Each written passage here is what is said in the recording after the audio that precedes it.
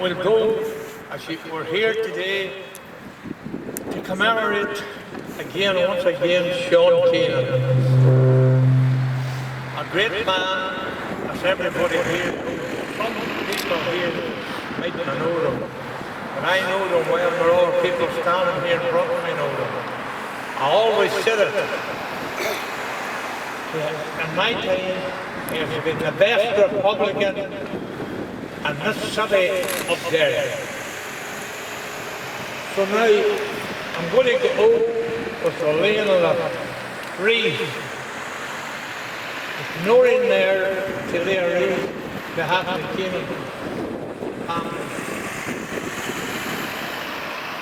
Anthony, go you up there now.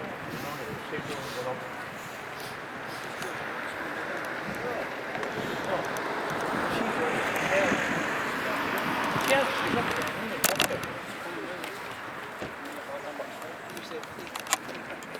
give it to Anthony and he will live it up and see you got up there.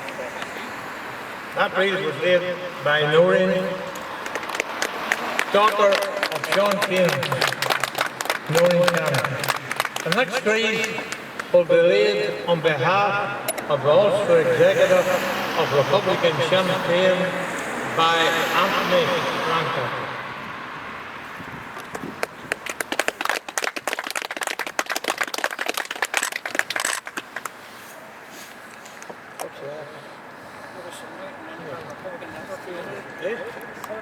Come forward and live him. What's your staff name using?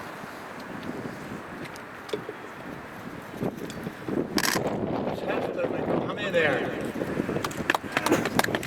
Thank you very much.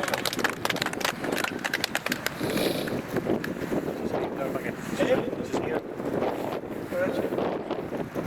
Esther, my God.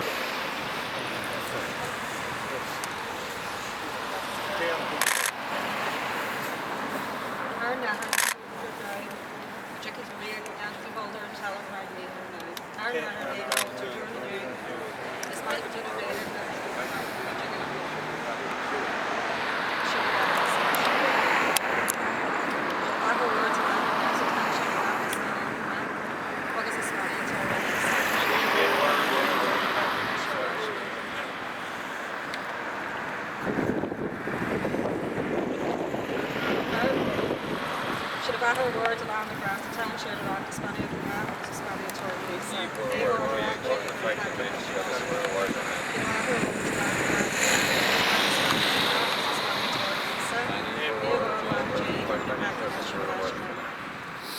should have her words land across the town, shared along the span of the ground, the span of Tornisa. Should have her words land across the town, shared along the span of the ground, the span of Tornisa.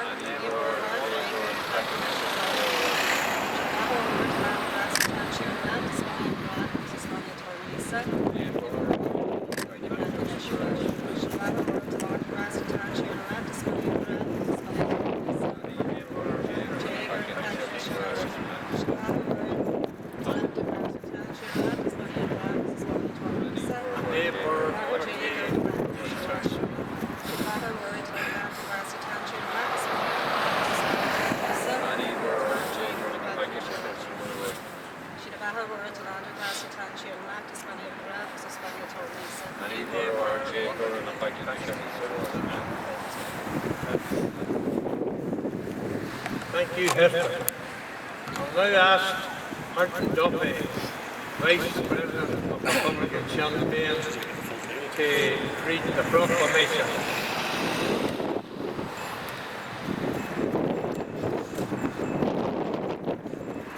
The public are here. From the provisional government of the Irish Republic to the people of Ireland. Irish men and Irish women, in the name of God and to the dead generations, for much he received for old tradition of nationhood. Ireland, through us, summons her children to her flag and strikes for her freedom. Having organised and trained her manhood through her secret revolutionary organisations, the Irish Republican Brotherhood, and through her open military organisations, the Irish Volunteers and the Irish Citizens' Army. Having professionally perfected her discipline, having resolutely waded for the right moment to reveal itself, she now seizes that moment. And supported by her exiled children in America and by her gallant allies in Europe, who are reliant first on her own strength, she strikes in full confidence of victory. We declare the right of the people of Ireland to the ownership of Ireland and to its unfettered controls of various destinies to be sovereign and indefeasible. The longer usurpation of the right by a foreign people and government cannot extinguish the right or can never be extinguished without the destruction of the Irish people. In every generation, the Irish people have asserted the right of national freedom and sovereignty. 6 times in the past 300 years we have asserted it in arms. And standing by the fundamental right, we again asserted in arms among the people face of the world.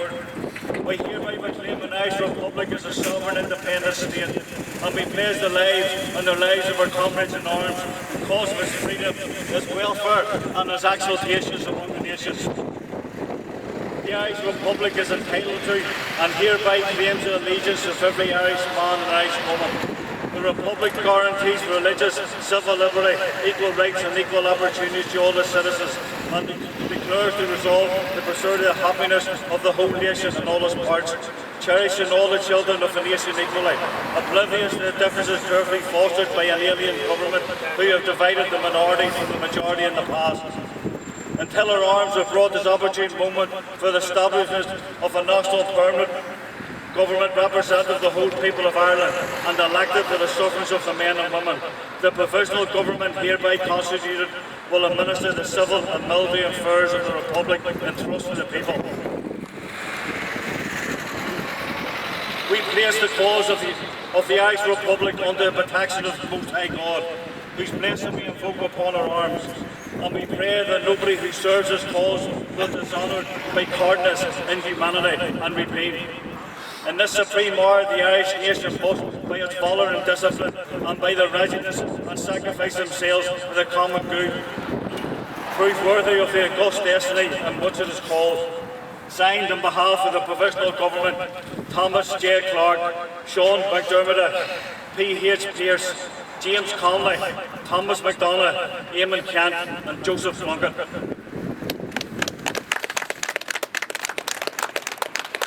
Thank you, Mark. We now come to the oration going to be delivered by our podium member of the Republican Champaign, the whole road from County Fermanagh, John Joe Nicholson.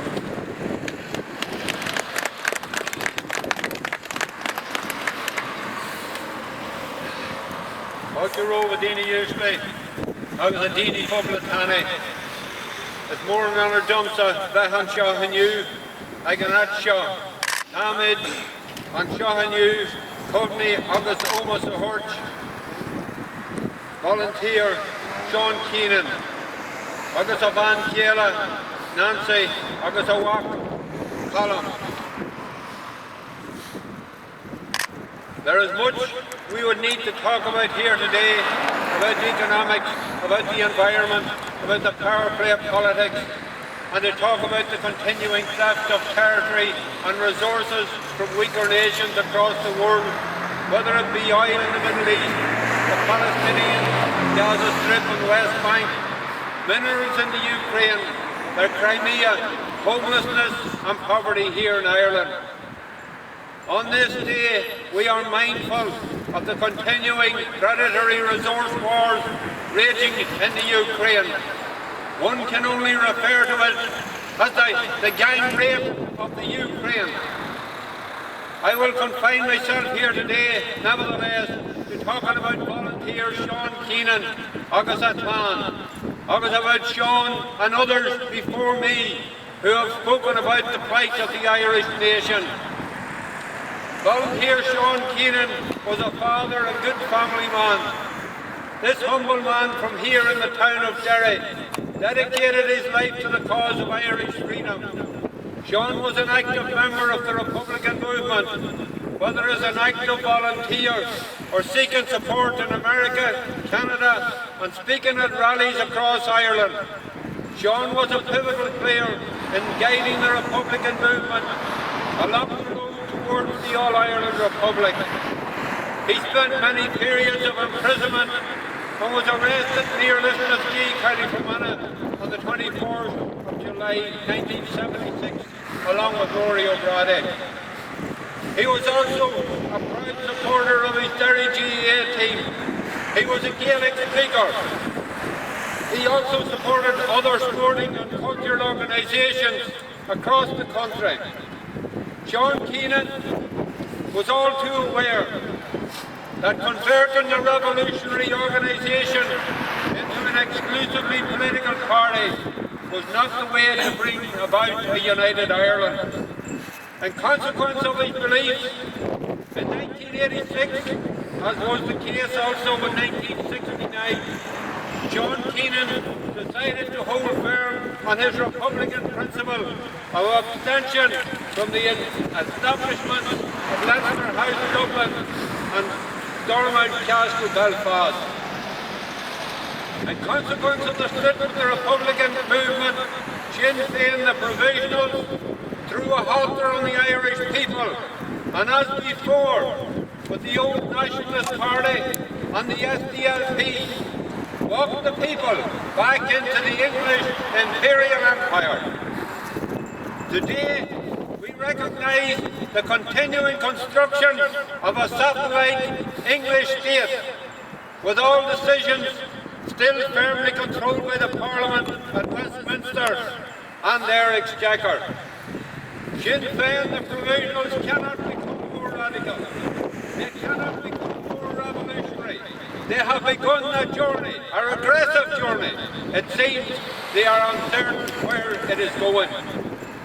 That we in Republican Sinn Féin do not recognise the establishment imposed on the Irish people does not mean that we do not pay close attention to the events and movement and policies taking place in the 26th County Dublin administration and the English-controlled assemblage at Stormont. We remain watchful of England's countering of Irish people's desire to be free and England's efforts to change the soul of the Irish people. In this regard, they have